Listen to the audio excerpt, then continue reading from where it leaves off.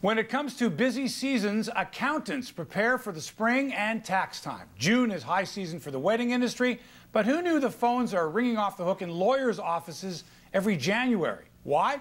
Because more people filed divorce papers in January than any other month. Oh, not surprising, really, when you think about it. I mean, let's face it, around the holidays, you've got money stress, stress about seeing family, about buying presents, about do I have to work harder to buy more presents?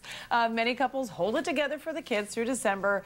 I mean, no one wants to split at Christmas, so they wait to file in January. And it's not surprising that January is also a hectic month for our next guest. Dundas social worker Gary Dernfeld joins us. And Gary, do many couples try, I don't know, one last time to try to keep it together in the new year before, I guess, finally realizing it's not going to work and then filing for divorce? Yeah, well, you know, Liz hit the nail on the head. A lot of couples want their relationship to survive through Christmas so that they can enjoy the Christmas without the fallout for the children.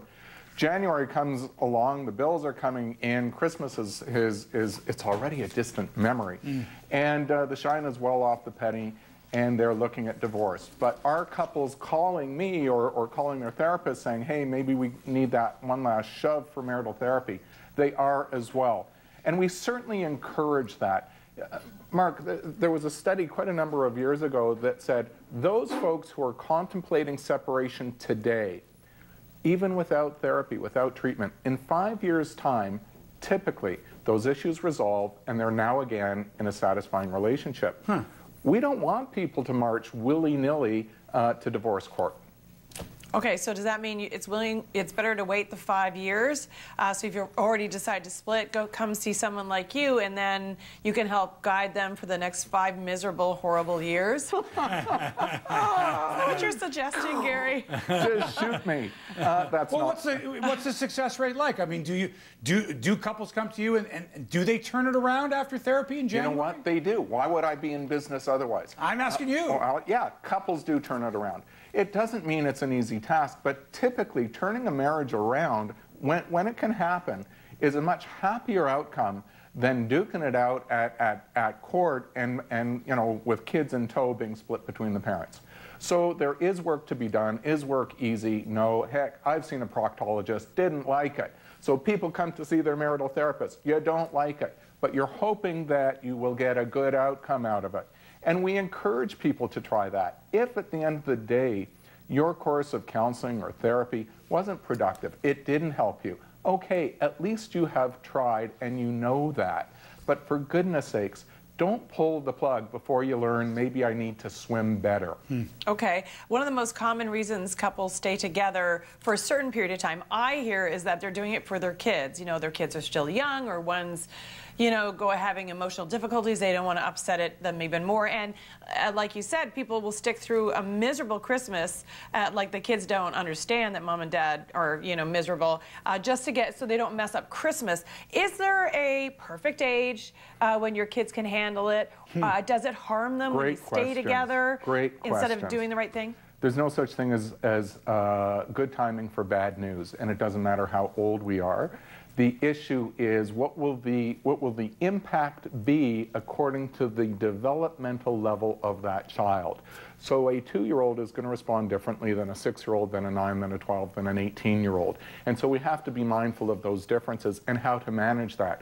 You know, even if you're going to get a divorce, it doesn't preclude you from seeing a therapist to learn how to talk to your kids, how to support your kids through that process, how to set yourselves up post-separation so that you can provide the mutual care for your children between you as separated parents.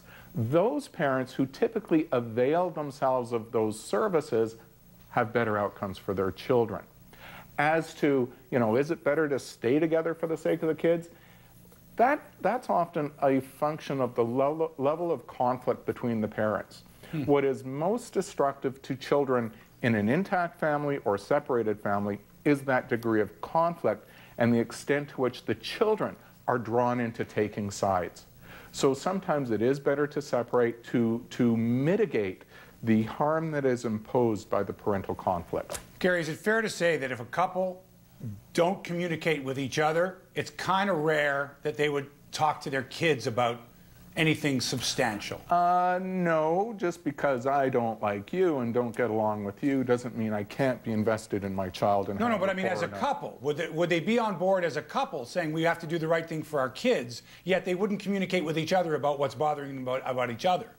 That can happen. So, you know, part of what we do as therapists is help separating parents redefine their boundaries. There are things that is appropriate for them to discuss as it pertains to matters concerning the kids, but as they're getting on with their new lives, that's not grist for the mill anymore. Stick out of each other's business. Okay. What do you find is the most common reason these days that people are looking to separate or get divorced? Is it still money? Is it the... Keep going.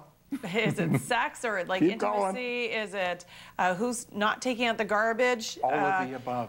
Okay. All of the above. Nothing's changed. No, nothing's changed. Statistically, we like to point to financial problems, but then we actually ask what's underneath the financial problems: power and control issues, management issues, self-righteousness issues, personality problems.